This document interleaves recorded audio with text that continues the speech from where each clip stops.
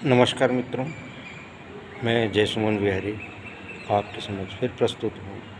एक आज एक बहुत एक आवश्यक और अनिवार्य विषय है, बड़े ध्यान से सुनिए।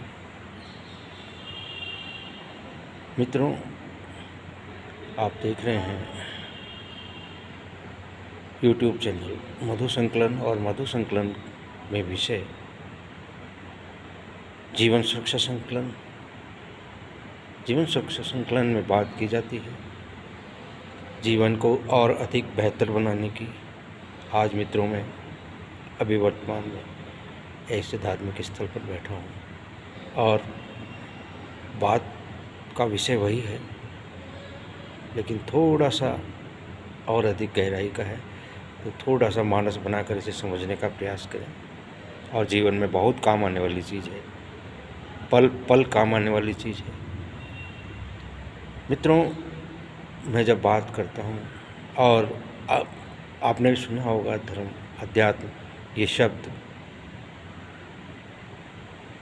किसी के भी विकास के लिए धर्म, अध्यात्म अत्यंत आवश्यक है। आपको लगेगा कि मैं बिजनेस की नहीं, कमाने की नहीं, धन से दूर जाने की बात कर रहा हूँ। ऐसा नहीं है मित्रों। जीवन में अध्यात्म का महत्व है, उसी तरह दूसरे तीसरे स्थान पर धन का भी स्थान है, लेकिन उसको समझना ज़रूरी है, जानना ज़रूरी है। लेकिन हुआ ये कि जब आरंभ हुआ अध्यात्म का, धर्म का, तो सुखी जीवन के लिए, संपन्न जीवन के लिए हुआ। लेकिन धीरे धीरे परिवर्तनशीलता के नियम के तहत ये चीज़ें बदल गई। परिवर्तनशीलता जीवन की पहली सच्चाई है, और ये इससे अछूता धर्म, अध्यात्म शब्द भी नहीं रहा, और इनके मायने, इनके अर्थ बदलते चले गए। मित्रों, आप इतिहास में ये देखते होंगे कि भारत को सोने की चिड़िया कहा जाता था, विश्व गुरु कहलाता था भारत। ये समय वो था जब भारत में बहुत संतों ने जन्म लिया, और जो पुरानी विचारधाराएं थी, रूढ़ियाँ थी, पाखंड थे, उनमें सुधार का काम हुआ। उस समय हमारा देश सोने की चिड़िया कहलाया। कारण ये, हम वास्तविक विद्या को समझ रहे थे, जिसे लोग धर्म कहते हैं, जिसे लोग संप्रदाय कहते हैं, जिसे लोग अध्यात्म कहते हैं। मैं उसको जीवन जीने का विज्ञान कहता हूँ, मैं उसको जीवन जीने की कला कहता हूँ। और अगर ये नहीं सीखी, बहुधा मुझसे लोग सवाल करते हैं। अब तो मेरी खैर उम्र भी हो गई, और मैंने इसको बहुत पहले समझने की कोशिश करी, क्योंकि हमारे गुरुजी ने भी बताया है, जिनसे मुझे ये शिक्षा मिली, उन्होंने बताया कि धर्म जीवन जीने की कला है। और वास्तव में धर्म जीवन जीने की कला है। धर्म कोई पूजा पाठ का काम नहीं है, धर्म कोई पाखंड नहीं है, धर्म कोई हमारे आचार विचार, हमारी जीवन शैली नहीं है। धर्म हमारी जीवन शैली तो है, धर्म हमारा स्वभाव है। आप सुनते हैं, कई बार समझते हैं, आग का धर्म जलाना होता है, और बर्फ़ का धर्म शीतलता देना है। इसी तरह मनुष्य का एक धर्म है, खुद सुखी रहना, औरों को सुखी करना, प्रगति करना, ये मनुष्य का धर्म है।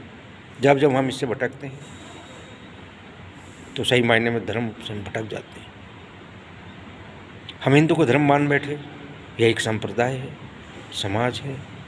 हम मुसलमान को धर्म मान बैठे, ये संप्रदाय नहीं है, ये संप्रदाय हैं। देखिए, हर संप्रदाय में ज्ञानी जन हुए, विद्वान जन हुए, और उन्होंने जीवन जीने के तरीक़ों को समझाने की कोशिश की, सलीकों को समझाने की कोशिश करी। लेकिन दुर्भाग्य ये कि हम लोग उस संप्रदाय को एक अलग पंथ बना बैठे, जबकि पूरी मनुष्य जाति का एक ही स्वभाव होना चाहिए, एक ही धर्म होता है। क्या आपको मालूम नहीं है कि जब किसी को एक्सीडेंट हो जाए, या किसी कारणवश डॉक्टर कह दे कि खून की आवश्यकता है, क्या तब आप जाति संप्रदाय देखना बैठते हैं? क्या उस समय जाति संप्रदाय देखना उचित है? ये तो एक पक्ष। मित्रों, समय बहुत कम होता है, लंबा हो जाता है विषय, तो भटक जाते हैं। तो मैं वापस जो मैं बात कहना चाह रहा था उस पर आ रहा हूँ। धर्म का अर्थ है जीवन जीना, जीवन जीने की कला सीखना। मनुष्य का जो जीवन चलाता है वह है हमारा मन। हमारे मन और स्वभाव से हमारा जीवन चलता है। हमारे शरीर का जो हम ध्यान देते हैं, हमारे स्वास्थ्य का ध्यान देते हैं, उसी तरह हमें हमारे मन का भी ध्यान देना चाहिए, मन को शिक्षित करना चाहिए। और वो जो जीवन मन को शिक्षित करने की कला है, मन को समझने की कला है, मन को समझने की शिक्षा है, वह है धर्म और अध्यात्म। अध्यात्म का मतलब हुआ आत्म अध्ययन, खुद का अध्ययन करना, खुद के मन का अध्ययन करना, उसमें क्या कमी है, क्या गुण है, क्या दोष है, गुण को बढ़ाना और दोष को कम करना, यह अध्यात्म है। और मित्रों, मुझसे लोग ये कहते आए हैं कि कहाँ तुम पूजा पाठ। मैं पूजा पाठ नहीं, मैं वास्तविक धर्म की बात करता हूँ। और जब मेरे विचार सुनते हैं तो लोग नास्तिक भी कह बैठते हैं। और मैं कहता हूँ वास्तविक आस्तिकता यही है कि आप ऐसा जीवन जिएं जिससे दूसरे को नुकसान ना हो, आपका नुकसान ना हो, दूसरे के सुख में। तो इन चीज़ों को, हमारे मन को, अगर इस प्रकृति को कोई व्यक्ति बचपन में समझ लेता है तो उसके पूरे जीवन काम आता है। ये भ्रांति है। जब जवान साथियों के साथ, युवा लोगों के साथ बैठता हूँ तो वो कहते हैं कि पूजा पाठ बुढ़ापे का काम है, मंदिर जाना बुढ़ापे का काम है। वो इसलिए कहते हैं कि हम लोगों ने इसको ऐसा बना लिया, किसी संत की, किसी महापुरुष की मूर्ति लगी हुई है, उनसे हमें प्रेरणा लेनी होती है, उनकी पूजा करनी नहीं होती है, उनसे प्रेरणा लेनी होती है हमें, और जीवन में उतारने होते हैं उनके गुण। उनको धूप अगरबत्ती देने से ना तो उनका भला होगा ना हमारा भला होगा। हमारा भला होगा उनको समझने से, जीवन में उतारने से। लोग कह देते हैं पथभ्रष्ट हो गए, इसका तो मन वश में नहीं। मन वश में जब होगा, मन को आपने समझा होगा, मन को आपने खुराक दी होगी। दिन भर आप मन को क्या खुराक देते हैं, वही तो उसमें रचेगा बसेगा और वही फल पैदा होंगे, उसी तरह की फसल पैदा होगी। आप इसमें क्या डाल रहे हो? डॉक्टर क्यों कहता है बढ़िया चीज़ें खाने की स्वास्थ्य के लिए? आप क्यों बढ़िया चीज़ें खाते हैं स्वास्थ्य के लिए? और आप ये नहीं समझते हमारे इस तन को, हमारे इस जीवन को कौन चलाता है? हमारे मन को चलाता है। हमारे जीवन को चलाता है हमारा मन। और हम इस मन के बारे में नहीं जानते, मन की क्या हालत है, क्या दशा है। मन आपके कहने में नहीं चलता, आप मन के कहने में चलते हैं। और मन को अगर आपने सुशिक्षित कर लिया, अच्छे विचारों से भर लिया, संतों की वाणी से भर लिया, जिन्होंने हमें जीवन जीने के रहस्य दिए हैं, अनुभव दिए हैं, उसको जीवन में उतार लिया, यही तो अध्यात्म है। आत्म अध्ययन किया नहीं और हम अध्यात्म कहते हैं, अपने आप को अध्यात्मिक कहते हैं। गीता पढ़ना बहुत अच्छी बात है, रामायण पढ़ना बहुत अच्छी बात है, बाल पढ़ना बहुत अच्छी बात है, लेकिन उसके सद्गुणों को जीवन में उतारना बहुत ज़रूरी है। जब तक आप इन ग्रंथों के आगे हाथ जोड़ते रहेंगे और इन ग्रंथों में भरे हुए ज्ञान को जीवन में नहीं उतारेंगे, तब तक भला नहीं हो सकता। और एक और मुख्य बात कि हम मंदिर में जाने के लिए ये सोचते हैं कि 40, 50 और 60 वर्ष के बाद जब कमाने से विराम मिल जाए, कमाकर थक जाएं, हमारी बॉडी इस लायक ना रहे कि हम कमा सकते हैं, तब हमें मंदिर जाना है, तब अध्यात्म शुरू करेंगे आप। अरे आपने तो अध्यात्म को समझा ही नहीं।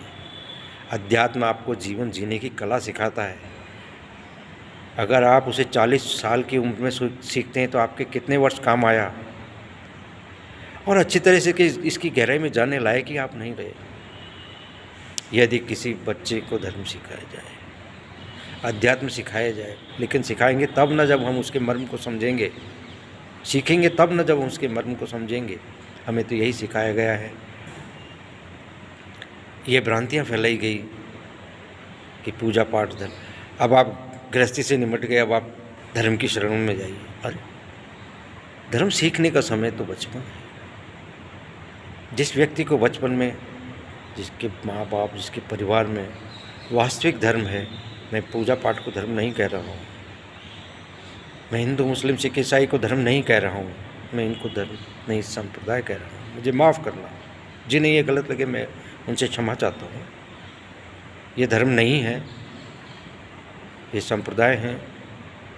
वास्तविक धर्म को समझिए और अपने बच्चों को सिखाइए ताकि उनके पूरे जीवन काम आए, उनकी लाइफ बने।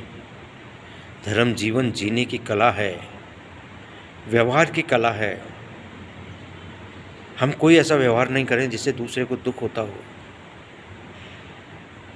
जब आप दूसरे को दुख नहीं दे सकते, अपने आप को कैसे दुख दे सकते हैं? अपने दुखों को कारण को भी आप दूर कर लेंगे ना।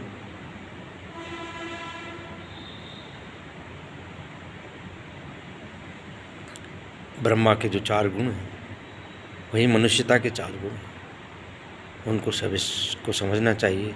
वीडियो लंबा हो जाएगा, इसलिए सारी बातें एक वीडियो में नहीं की जा सकती। सबसे पहले मैं यही बात कहना चाहता हूँ, इस वीडियो का उद्देश्य यही बनाना चाहता हूँ, यही है कि धर्म, अध्यात्म और संप्रदाय के अंतर को समझें। धर्म जीवन जीने की कला है, आप भी समझें और युवाओं को भी समझाएं ताकि उनके अधिक काम आए। अगर वास्तव में धर्म व्यवहार आपका ठीक हो गया तो किस व्यापार में आप असफल हो सकते हैं? व्यवहार कुशलता हर सफलता की कुंजी है।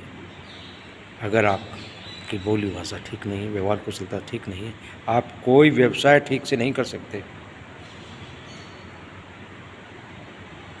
मित्रों, जीवन को बेहतर बनाने की बात करने का, अध्ययन करने का मैं प्रयास कर रहा हूँ। जो मेरे समझ में आया वह मैं कहने की कोशिश। अगर आपको मेरी वीडियो अच्छी लगी हो तो इसे लाइक करें, सब्सक्राइब करें और शेयर करें। धन्यवाद मित्रों।